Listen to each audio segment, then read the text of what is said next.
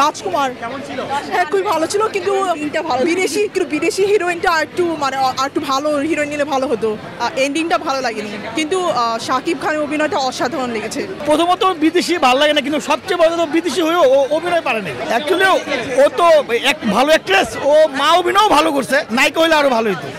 না, ছবিতে দেখে ওই বাচ্চাটা যখন ধরে নিয়ে যায় বাবা মার কাছ থেকে, এটা বড় হিট করছে। তবে অভিনয় সবারই ভালো, মাহি দারুণ অভিনয় করছে, খুব ভালো লাগছে বইটা। যতটুকু রিভিউ পেয়েছি, এটা প্রিয়তমার কিছুটা ভার্সন আছে, সো এটার জন্য আপাতত দেখার ইচ্ছা নাই। আর দেয়ালের দেশ, তারপর হচ্ছে ওমর, আরও যেই সিনেমাগুলি আছে এগুলো আস্তে আস্তে দেখার ট্রাই করবো। রাজকুমারও দেখবো, বাট পরে দেখবো।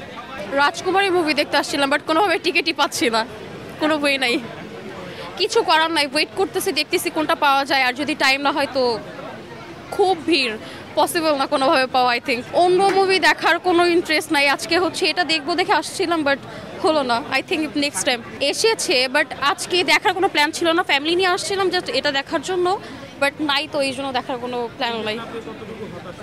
কোনো হতাশ না, বাট ফ্যামিলিকে নিয়ে আসছিলাম তো তারা দেখতে চাইছে, তাদেরকে দেখাতে পারলাম না, এটাই কষ্ট, এর বেশি কিছু না। অনেক জোস ছিল মুভিটা, ভালো লাগছে, ইউনিক ছিল স্টোরিটা আর কি। এটি ভালো লেগেছে। হ্যাঁ, শাকিব খানের অবভিয়াসলি, তার অভিনয় তো সুপার স্প্লেন্ডেড একদম। ভালো নাকি মায়ের অভিনয় হিসেবে ভালো লেগেছে? মাহির অভিনয়টা জোস ছিল, ভাল লাগছে মা হিসেবে যেটা। অ্যান্ড নায়িকাটা হচ্ছে বাংলাদেশি হলে আরো ভালো লাগতো। শাকিব খান তো এখানে সবই স্যাড মানে মোমেন্টের মধ্যে, ভালো লাগছে, অনেক ভালো লাগছে। আলাদা ধরনের আপনার স্টোরি, বাংলাদেশে এরকম হয় না, এর জন্য আর কি খুবই ভালো লাগছে।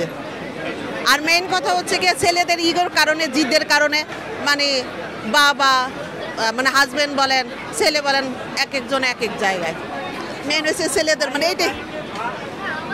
মায়ের চরিত্রে কেমন লেগেছে? হ্যাঁ, ভালো করছে। আর বাংলাদেশের নায়িকা হলে আরো বেশি ভালো লাগতো, মানে পুরোপুরি কমপ্লিট হয়ে যেত।